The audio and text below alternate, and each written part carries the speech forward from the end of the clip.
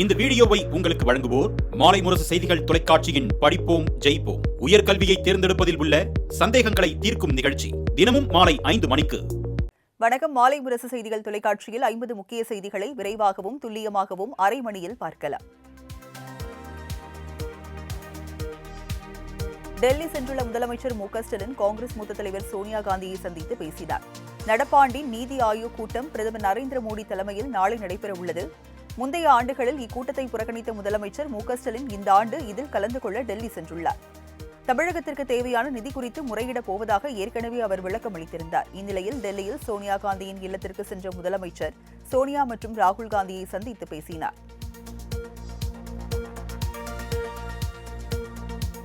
பிரதமர் நரேந்திர மோடி தலைமையில் நாளை நடைபெறவுள்ள நிதி ஆயோக் கூட்டத்தில் பங்கேற்பதற்காக டெல்லி சென்ற முதலமைச்சர் மு க ஸ்டாலினுக்கு திமுகவினர் உற்சாக வரவேற்பு அளித்தனர்.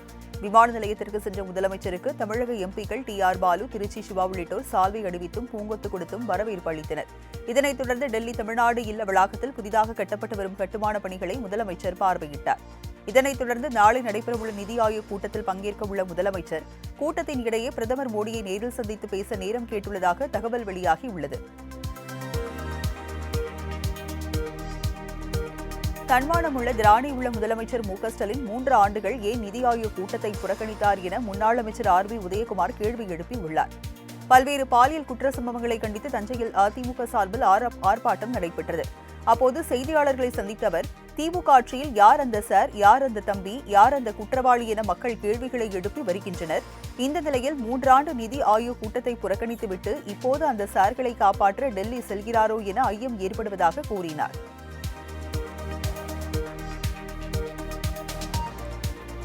முதலமைச்சர் மு க ஸ்டாலின் தமிழக மக்களுக்காக டெல்லி செல்லவில்லை என பாஜக மூத்த தலைவர் தமிழிசை சவுந்தரராஜன் தெரிவித்துள்ளார்.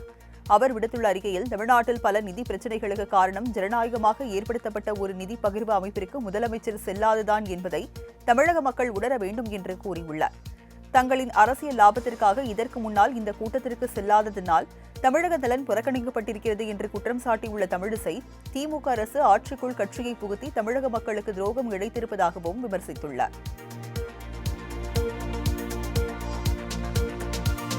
ஏழை எளிய மற்றும் நடுத்தர மக்களை பாதிக்கும் நகைக்கடனுக்கு விதிக்கப்பட்ட கட்டுப்பாடுகளை ரிசர்வ் வங்கி திரும்பப் பெற வேண்டும் என எதிர்க்கட்சித் தலைவர் எடப்பாடி பழனிசாமி வலியுறுத்தியுள்ளார்.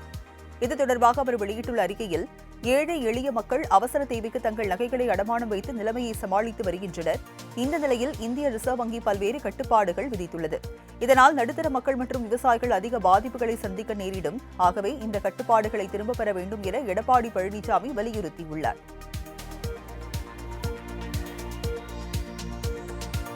அதிமுக பாஜக கூட்டணி என்று அமைந்த பிறகு அதற்குள் சலசலப்புகள் வந்தால் பிரிவதற்கு வாய்ப்பு உள்ளதாக பிரேமலதா விஜயகாந்த் குற்றம் சாட்டியுள்ளார். கட்சி நிர்வாகி ஒருவரின் திருமண நிகழ்விற்கு கலந்து கொள்வதற்காக பிரேமலதா விஜயகாந்த் தூத்துக்குடி சென்றார். அப்போது தூத்துக்குடி விமான நிலையத்தில் செய்தியாளர்களை சந்தித்து பேசிய அவர், அமலாக்கத்துறை ரெய்ட் நடப்பது ஒன்றும் புதிதல்ல, எப்போதும் நடக்கக்கூடியதுதான் எனவும், தூத்துக்குடி துப்பாக்கிச்சூடு சம்பவத்திற்கு உறுதியான தீர்ப்பை காலதாமதம் செய்யாமல் வழங்க வேண்டும் எனவும் கூறினார்.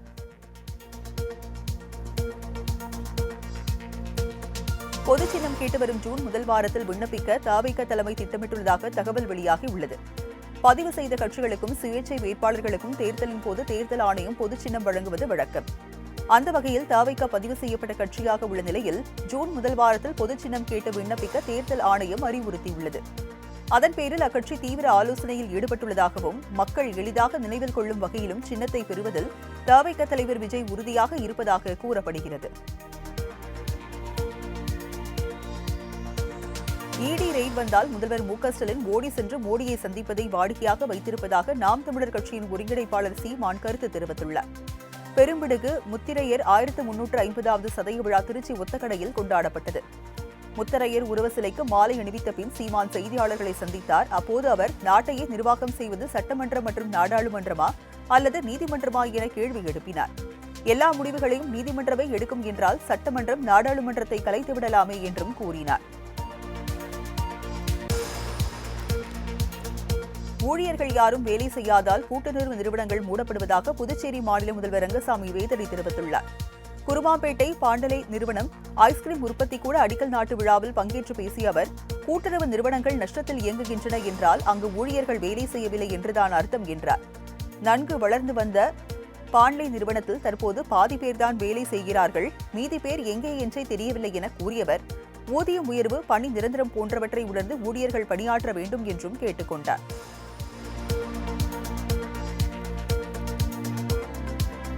மே 25 மற்றும் 26 தேதிகளில் கோவை, நீலகிரி மாவட்டங்களுக்கு ரெட் அலர்ட் விடுக்கப்பட்டுள்ளது. 2 மாவட்டங்களிலும் நாளை மிக கனமழைக்கான ஆரஞ்ச் அலர்ட் எச்சரிக்கை விடுக்கப்பட்டுள்ளது.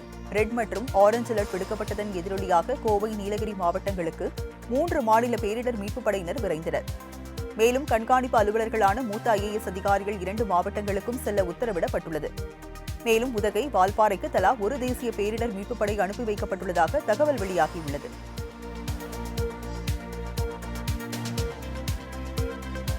வருகின்ற 27ஆம் தேதி வாக்கில் வங்கக்கடலில் ஒரு காற்றழுத்த தாழ்வு பகுதி உருவாகக்கூடும் என சென்னை வானிலை ஆய்வு மையம் தெரிவித்துள்ளது.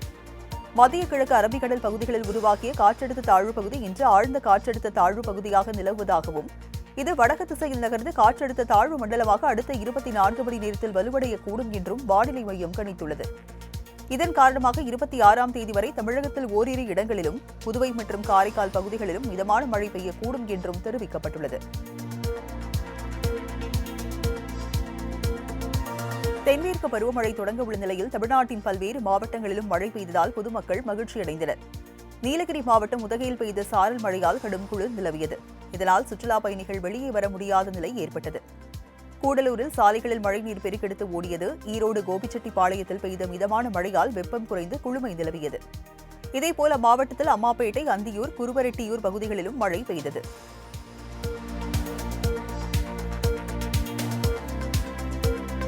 சாதி சான்றிதழ் கேட்டு விண்ணப்பிக்கும் மாணவர்களுக்கு 1 வார காலத்திற்குள் சான்றிதழ் வழங்க வருவாய்த்துறையினருக்கு உத்தரவிடப்பட்டுள்ளதாக அமைச்சர் KKSSR ராமச்சந்திரன் தெரிவித்துள்ளார். விருதுநகர் மாவட்டம் பாளையம்பட்டியில் நடைபெற்ற கலைஞரின் கனவு இல்ல திட்ட நிகழ்வில் அமைச்சர் பங்கேற்று பயனாளிகளுக்கு அரசாணை வழங்கினார். தொடர்ந்து செய்தியாளர்களை சந்தித்து பேசிய அவர், விரைவில் பள்ளிகள் திறக்கப்பட உள்ள நிலையில் மாணவர்கள் விண்ணப்பிக்கும் சாதி சான்றிதழ், வருமான வரி சான்றிதழ் உள்ளிட்டவற்றை 1 வாரத்திற்குள் வழங்க வருவாய்த்துறை ஊழியர்களுக்கு உத்தரவிட்டுள்ளதாகவும் தெரிவித்தார்.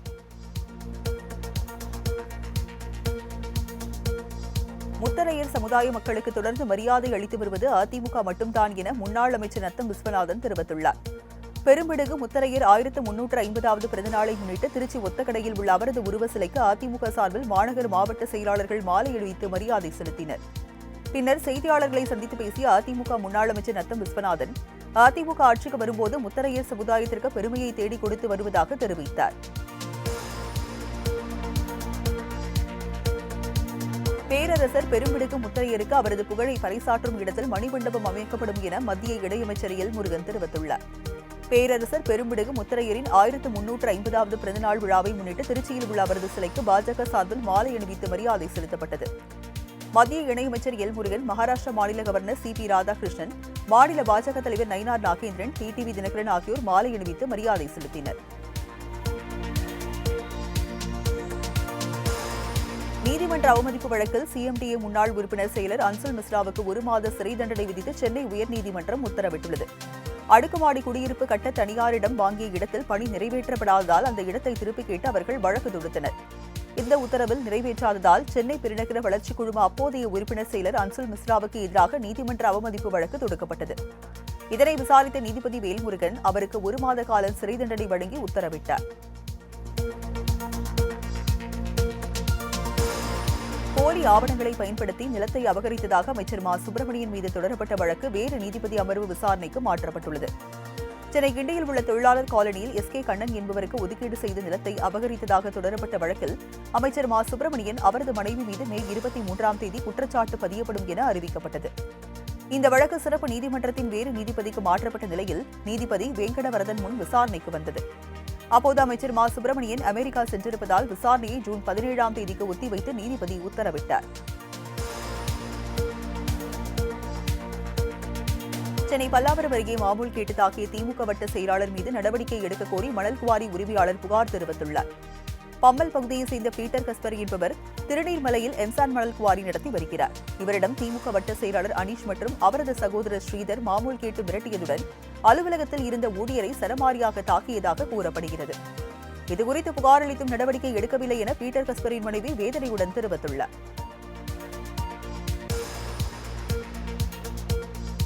திண்டுக்கல் மாவட்டம் பழனி அருகே பேருந்து ஓட்டுநர் பிரபு என்பவர் நெஞ்சுவலியால் சரிந்து விழுந்ததைத் தொடர்ந்து பேருந்தில் பயணித்தவர்களை நடத்துனர் சாதுரியமாக காப்பாற்றினார். பழனி பேருந்து நிலையத்தில் இருந்து புதுக்கோட்டை கிராமத்திற்கு சென்று கொண்டிருந்த போது ஓட்டுநர் பிரபு திடீரென நெஞ்சுவலியால் சரிந்து விழுந்தார். அப்போது நடத்துனர் விமல்குமார் என்பவர் துரிதமாக செயல்பட்டு பிரேக் போட்டதுடன் பேருந்தையும் நிறுத்தியுள்ளார். இதனால் பயணிகள் நல்வாய்ப்பாக உயிர் தப்பினர். அதே நேரத்தில் சிறிது நேரத்திலேயே மாரடைப்பு காரணமாக பேருந்து ஓட்டுநர் பிரபு நிகழ்விடத்திலேயே உயிரிழந்தார். காப்பகத்தில் இருந்து மாயமானவர் கொன்று புதைக்கப்பட்டதாக கூறப்படும் சம்பவம் பொள்ளாச்சி மக்களிடையே பரபரப்பை ஏற்படுத்தியுள்ளது. கோவை மாவட்டம் பொள்ளாச்சியை அடுத்து மகாலிங்கபுரம் முல்லைநகர் பகுதியில் செயல்படும் தனியார் காப்பகத்தில் இருந்த மாற்றுத்திறனாளியான வருண்காந்த் என்பவர் மாயமானார். டூர் சென்ற இடத்தில் அவர் காணாமல் போனதாக காப்பகத்தினர் காவல் நிலையத்தில் புகார் அளித்திருந்தனர். அவரது மரணத்தில் மர்மம் இருப்பதாக அவரது தந்தை புகார் அளித்த நிலையில் காணாமல் போன வருண்காந்த் காப்பகத்திலேயே அடித்து கொலை செய்யப்பட்டு நடுப்புணி பி நாகூரில் உள்ள தோட்டத்தில் புதைக்கப்பட்டதாக தகவல் வெளியாகியுள்ளது. திருத்துறைப்பூண்டி அருகே தொடக்க வேளாண்மை கூட்டுறவு வங்கியில் விவசாயிகள் அடகு வைத்த 1.5 கோடி ரூபாய் மதிப்பிலான 498 சவரன் தங்க நகைகள் கையாடல் செய்யப்பட்டுள்ளன. விவசாயிகளின் புகாரை அடுத்து அங்கு வந்த கூட்டுறவுத்துறை துணை பதிவாளர் பிரபா ஆய்வு மேற்கொண்டார். இதில் விவசாயிகள் கடன் சங்கத்தில் அடகு வைத்திருந்த 1,31,00,000 ரூபாய் மதிப்பிலான நகைகள் கையாளல் செய்யப்பட்டது கண்டறியப்பட்டது. இதையடுத்து சங்கத்தின் செயலாளர் முருகானந்தம் என்பவரை பணியிடை நீக்கம் செய்த அவர் முருகானந்தம் மீது புகாரும் அளித்துள்ளார்.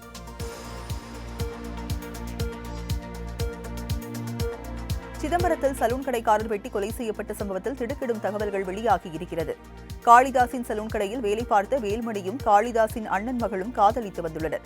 இருவரும் அண்ணன் தங்கை உறவு என்பதால் இதனை காளிதாஸ் கண்டித்துள்ளார். இதனால் ஆத்திரமடைந்த வேல்மணி விக்னேஷ் என்பவருடன் சேர்ந்து காளிதாஸை வெட்டி சாய்த்துவிட்டு தப்பியோடிவிட்டனர். இருவரையும் கைது செய்த போலீசார் அவர்களை சிறையில் அடைத்தனர்.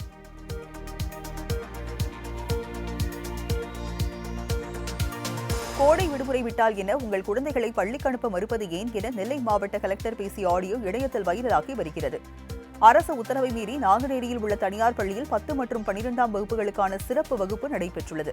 இதுகுறித்து மாவட்ட ஆட்சியர் சுகுமாருக்கு பெற்றோர் புகார் அளித்துள்ளனர். பள்ளிக்கு மாணவர்களை அனுப்பாதவர்களை பள்ளி நிர்வாகம் மிரட்டுவதாகவும் அவர்கள் தெரிவித்துள்ளனர். இதனை தட்டி கேட்க வேண்டிய ஆட்சியரோ மாணவர்களை பள்ளிக்கு அனுப்ப கூறியுள்ளார். இது பெற்றோர்களிடையே பெரும் அதிர்ச்சியை ஏற்படுத்தியுள்ளது.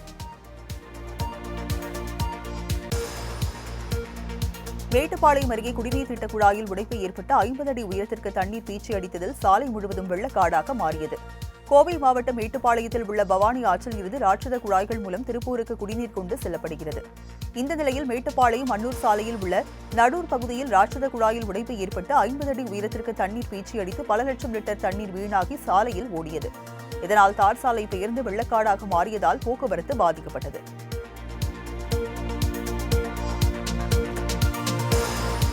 செங்கல்பட்டு அருகே தாம்பரம் மாநகர காவல்துறையால் கைப்பற்றப்பட்ட 70 லட்சம் மதிப்பிலான கஞ்சா போதைப் பொருட்கள் எரித்து அழிக்கப்பட்டன. தாம்பரம் மாநகர ஆணையர் அபின் தினேஷ் உத்தரவின் பேரில் செங்கல்பட்டில் இயங்கி வரும் மருத்துவ கழிவுகள் எரியூட்டும் நிறுவனத்தில் எரிக்கப்பட்டது.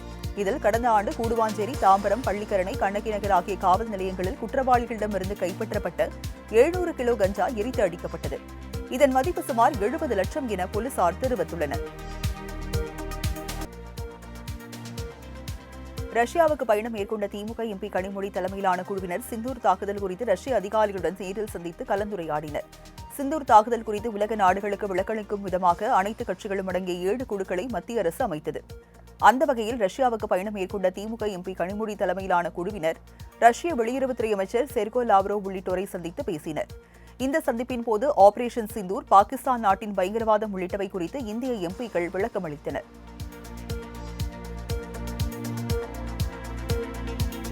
தமிழ்நாட்டில் ஜூன் 3ஆம் தேதியில் இருந்து காலை உணவு திட்டத்தை செயல்படுத்த முடிவு செய்துள்ளதாக தகவல்கள் வெளியாகியுள்ளது.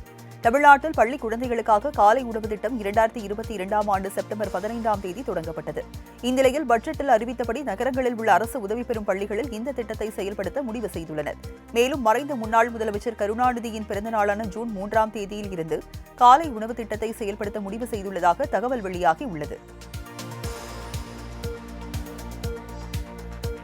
ஒசூரில் 400 கோடி ரூபாய் மதிப்பில் டைட்டில் தகவல் தொழில்நுட்ப பூங்கா அமைக்கப்படும் வகையில் டெண்டர் விடப்பட்டுள்ளது. தமிழக அரசின் 2025-26ஆம் ஆண்டிற்கான பட்ஜெட்டில் அரசு ஊழியர்கள், பெண்கள் என பல்வேறு தரப்பினருக்கும் சலுகைகள் அறிவிக்கப்பட்டன. அதில் 5 லட்சம் சதுர அடி பரப்பளவில் உயர்தர அலுவலக வசதிகளுடன் ஒசூரில் 400 கோடி ரூபாய் மதிப்பில் டைட்டில் தகவல் தொழில்நுட்ப பூங்கா அமைக்கப்படும் என்று அறிவிக்கப்பட்டது. அதன்படி வரைபடம் தயார் செய்யும் பணி மற்றும் திட்ட மேலாண்மை பணிக்கான ஆலோசகர்களை தேர்வு செய்ய தமிழக அரசு சார்பில் டெண்டர் வெளியிடப்பட்டுள்ளது.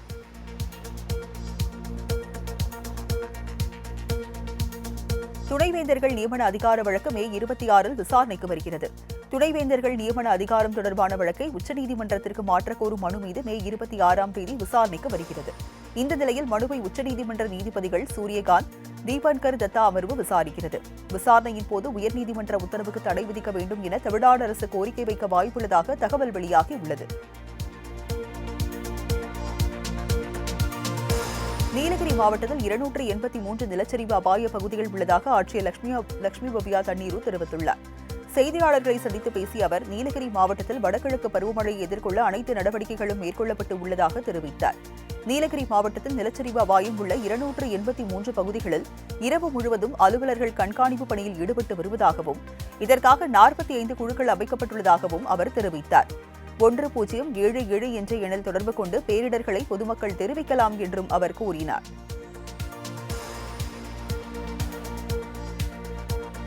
தஞ்சை மாவட்டம் திருவையாறில் அண்ணனை தம்பி கழுத்தை நெரித்து கொலை செய்த சம்பவம் அப்பகுதியினரிடையே சோகத்தை ஏற்படுத்தியுள்ளது. அண்ணன் தம்பியான அஜித்குமார், அருண்குமார் நடுக்காவிரி பகுதியில் வசித்து வந்தனர். இந்நிலையில் மது போதையில் அஜித்குமார் அடிக்கடி தகராறு செய்து வந்துள்ளார். இதனால் ஆத்திரமடைந்த அருண்குமார் அஜித்குமாரின் கழுத்தை நெரித்து கொலை செய்துவிட்டு போலீசில் சரணடைந்தார். இதையடுத்து சம்பவ இடத்திற்கு விரைந்த திருவையாறு டிஎஸ்பி அருண்மொழி மற்றும் காவலர்கள் சடலத்தை மீட்டு விசாரணை மேற்கொண்டு வருகின்றனர்.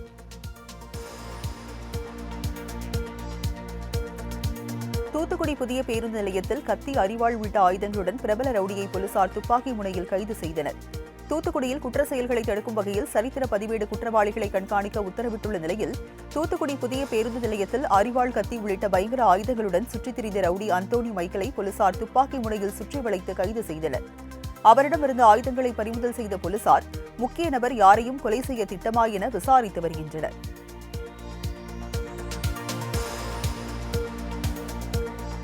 லஞ்சம் வாங்கி கிராம நிர்வாக அலுவலரை லஞ்ச ஒழிப்பு போலீசார் கைது செய்தனர். கிருஷ்ணகிரி மாவட்டம் ஊத்தங்கரை வருவாய் அலுவலகத்தில் அகத்தூயவன் என்பவர் கிராம நிர்வாக அலுவலராக வேலை பார்த்து வருகிறார். அலுவலகத்தில் நடைபெற்ற ஜமாபந்தி முகாமில் கதிரம்பட்டி கிராமத்தை சேர்ந்த வடிவேல் என்பவர் பட்டாவில் பெயர் திருத்தம் செய்யுமாறு கோரினார். பட்டா திருத்தம் செய்ய வேண்டும் என்றால் 4000 ரூபாய் லஞ்சமாக தர வேண்டும் என அகத்தூயவன் கூறியதாக தெரிகிறது. இதுகுறித்து வடிவேல் அளித்த தகவலின் பேரில் அகத்தூயவனை கையும் களவுமாக லஞ்ச ஒழிப்புத்துறையினர் கைது செய்தனர். விருதுநகர் புதிய பேருந்து நிலையம் அருகே உள்ள தனியார் சூப்பர் மார்க்கெட்டில் கைவரிசையில் ஈடுபட்ட 3 பெண்கள் கைது செய்யப்பட்டனர். கடைக்குள் 4 பெண்கள் பொருட்களை வாங்குவது போல அங்கும் இங்கும் திரிந்தனர். ஒவ்வொரு இடத்திற்கும் சென்று சுற்றுமுற்றும் பார்த்தவர்கள் விலை உயர்ந்த பொருட்களை எடுத்து ஆடைக்குள் மறைத்துள்ளனர். இதனை அங்குள்ள சிசிடிவி வாயிலாக கண்டறிந்த ஊழியர் உடனடியாக போலீசுக்கு தகவல் கொடுத்துள்ளனர். இதையடுத்து சம்பவ இடத்திற்கு விரைந்து வந்த போலீசார் திருட்டில் ஈடுபட்ட ராக்கம்மாள், விஜயா, முத்து மற்றும் பாண்டியம்மாள் ஆகிய 4 கைது செய்தனர். திருவண்ணாமலை மாவட்டம் செங்கம் அரசு மருத்துவமனை செல்லும் நுழைவாயில் முழுவதும் இருள் சூழ்ந்து இருப்பதால் நோயாளிகள் கடும் அவதிக்குள்ளாகினர். செங்கம் அரசு தலைமை மருத்துவமனைக்கு செல்லும் நுழைவாயில் இருந்து மருத்துவமனை கட்டிடம் வரை போதிய வெளிச்சம் இல்லாமல் இருள் சூழ்ந்து காணப்பட்டு வருகிறது. இதனால் இரவு நேரங்களில் நோயாளிகளை அழைத்து செல்லும் வாகன ஓட்டிகள் கடும் சிரமத்திற்கு உள்ளாகி வருகின்றனர். இதனைத் தொடர்ந்து மருத்துவமனை நிர்வாகம் உரிய நடவடிக்கை எடுக்க வேண்டும் என்று பொதுமக்கள் கோரிக்கை விடுத்தனர். திருப்பத்தூர் மாவட்டத்தில் தனியாக அரசு சர்க்கரை ஆலை அமைத்து தருமாறு விவசாயிகள் கோரிக்கை விடுத்தனர். திருப்பத்தூர் மாவட்ட ஆட்சித்தலைவர் சிவசவுந்தரவள்ளி தலைமையில் விவசாயிகள் குறைதீர்வு கூட்டம் நடைபெற்றது. அதில் கலந்து கொண்ட விவசாயிகள் பல்வேறு கோரிக்கைகளை முன்வைத்த நிலையில் வெள்ளத்தில் சர்க்கரை கலப்படம் செய்யப்பட்டு விற்பனை செய்யப்படுகிறது என்று குற்றம் சாட்டினர். மேலும் தங்களுக்கு தனியாக இடம் தேர்வு செய்து அரசு சர்க்கரை ஆலை அமைத்து தர வேண்டும் என்றும் கோரிக்கை விடுத்தனர். இது தொடர்பாக விரைந்து நடவடிக்கை மேற்கொள்ளப்படும் என்று ஆட்சியர் உறுதியளித்தார்.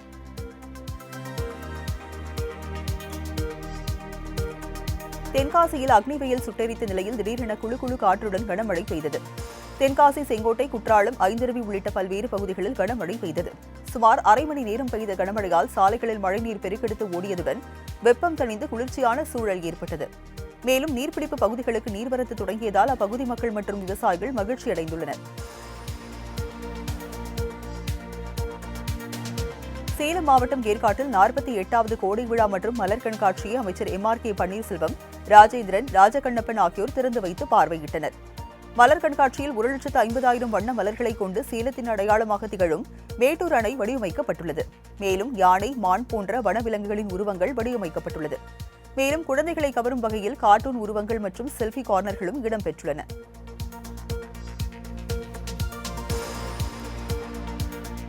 கோவை மாவட்டம் மேட்டுப்பாளையம் வனப்பகுதியில் யானைகள் கணக்கெடுப்பு பணி நடைபெற்று வருகிறது. கோவை வனக்கோட்டத்தில் உள்ள 7 வனச்சரகங்கள் 42 பிளாக்குகளாக பிரிக்கப்பட்டு வனச்சரக அலுவலர் தலைமையில் ஒருங்கிணைந்த யானைகள் கணக்கெடுப்பு பணிகள் நடைபெற்று வருகிறது. இதனைத் தொடர்ந்து நேரடியாக கண்காணித்து கணக்கெடுத்தல், சாணங்கள் கால்தடம் கொண்டு கணக்கெடுத்தல் மற்றும் வன நீர்நிலைகளை தேடி வரும் யானைகள் கணக்கெடுத்தல் என 3 கட்டங்களாக பிரிக்கப்பட்டு வன காப்பாளர், வனக்காவலர் உள்ளிட்ட 5 குழுக்கள் இப்பணியினை மேற்கொண்டு வருகின்றனர்.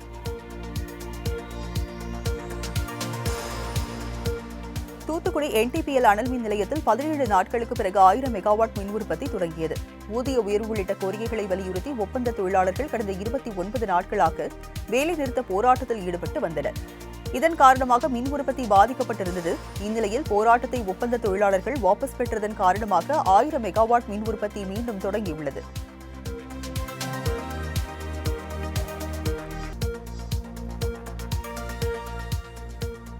இலவச கல்வி தனியார் மயமாக்கப்படும் என்ற இலங்கை அரசின் கொள்கைக்கு எதிராக கொழும்புவில் மாணவர்கள் போராட்டத்தில் ஈடுபட்டனர். அப்போது இணை சுகாதார பட்டதாரிகளை தகுதி அடிப்படையில் பணியமர்த்த வேண்டும் என கொழும்பு பல்கலைக்கழக மருத்துவ மாணவர்கள் தீப்பந்தம் ஏந்தி முழக்கம் எழுப்பினர். முன்னதாக கல்வி தனியார் மயமாக்கப்படும் என கொழும்பு பல்கலைக்கழக மாணவர் சங்க தலைவர் கொலஸ் பென்சகோ தெரிவித்திருந்தது குறிப்பிடத்தக்கது.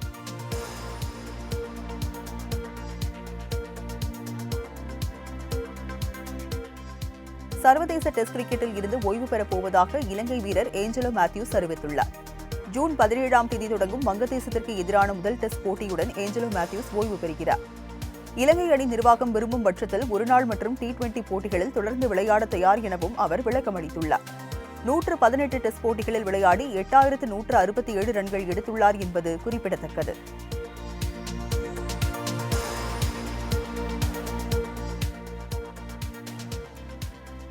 சென்னை வேளச்சேரியில் உள்ள ஆசிரம் பள்ளி வளாகத்தில் விண்வெளி அறிவியல் கண்காட்சியை பார்வையிட்ட நடிகர் ரஜினிகாந்த் மாணவர்களுக்கு வாழ்த்து தெரிவித்தார். ஸ்பேஸ் டெக்ஸ் கிரியேஷன்ஸ் என்ற அமைப்பின் சார்பில் விண்வெளி அறிவியல் பாடம் தொடர்பான கண்காட்சி ஜூன் 10ஆம் தேதி வரை நடத்தப்படுகிறது. இதில் பள்ளி மாணவ மாணவிகள் தங்கள் பெற்றோர் மற்றும் குழந்தைகள் உறவினர்களுடன் கட்டணமின்றி கண்டுகளித்து வருகின்றனர். இதனை ரஜினிகாந்த் மற்றும் லதா ரஜினிகாந்த் ஆர்வத்துடன் பார்வையிட்டு வாழ்த்து தெரிவித்தனர்.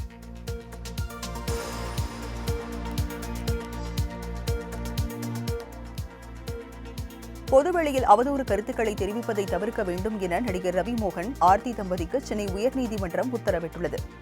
நடிகர் ரவி மோகன் தனது மனைவி ஆர்த்தியிடம் இருந்து விவாகரத்து கேட்டு சென்னை குடும்ப நல நீதிமன்றத்தில் வழக்கு தாக்கல் செய்துள்ளார். இதைத் தொடர்ந்து அவர்கள் இருவரும் பரஸ்பரம் ஒருவர் மீது ஒருவர் அவதூறு கருத்துக்களை பகிர்ந்து வந்தனர். இதனால் 1 கோடி ரூபாய் இழப்பீடு கேட்டு நடிகர் ரவி மோகன் வழக்கு தொடுத்தார். இதனை விசாரித்த நீதிபதி GR சுவாமிநாதன் இரு தரப்பினரும் அவதூறு கருத்துக்கள் தெரிவிப்பதை தவிர்க்க உத்தரவிட்டார்.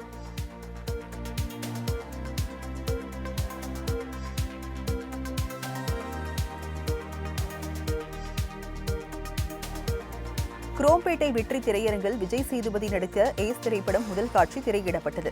அதனை காண திரையரங்கிற்கு விஜய் சேதுபதி மற்றும் அப்படத்தில் நடித்த அவினாஷ், இயக்குநர் ஆறுமுககுமார் உள்ளிட்டோர் வந்தனர்.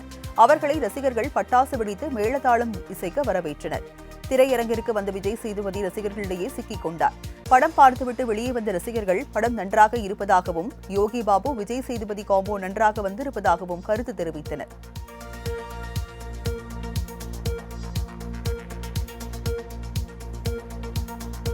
நடன கலைஞரின் மகன்களின் காதணி விழாவுக்கு தாய்மாமன் முறையில் சீர்வரிசைகளை வழங்கிய பிரபல நடிகர் சூரி அசத்தியுள்ளார். கள்ளக்குறிச்சி மாவட்டத்தைச் சேர்ந்த பஞ்சமி நாயகி தனியார் தொலைக்காட்சி நடன நிகழ்ச்சியில் பங்கேற்றார். சிறப்பு அழைப்பாளராக கலந்து கொண்ட நடிகர் சூரி, உங்களது மகன்களின் காதணி விழாவின் போது தாய்மாமன் முறையில் பங்கேற்பேன் என உறுதியளித்ததாக கூறப்படுகிறது.